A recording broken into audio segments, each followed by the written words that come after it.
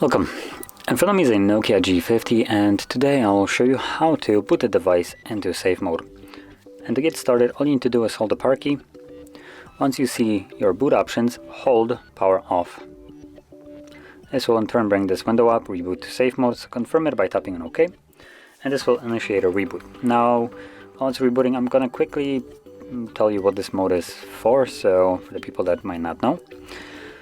So when you boot your device into safe mode, only the pre-existing applications will function normally, the ones that come preloaded with the device, things like settings, cameras, messages and stuff like that.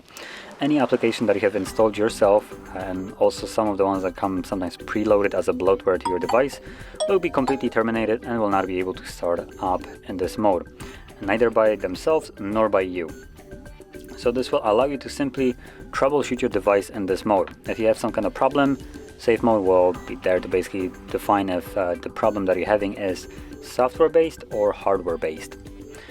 And yeah, as you can see, once it's booted into the safe mode, you will have this watermark at the bottom.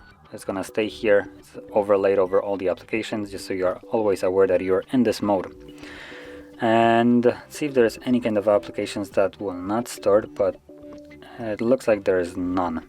So all the ones that you can see right here are the ones that come with the device, and all of them seem to be working just fine. The way you can define applications that will not be able to start up is when you see an application, an icon of it, it will be monochrome, basically black and white. And when you try to open it by tapping on it, it will give you a pop-up at the bottom saying that you can't start it in safe mode because yeah.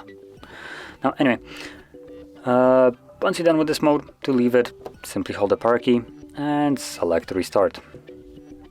And this will simply reboot the device and take you back to normal mode.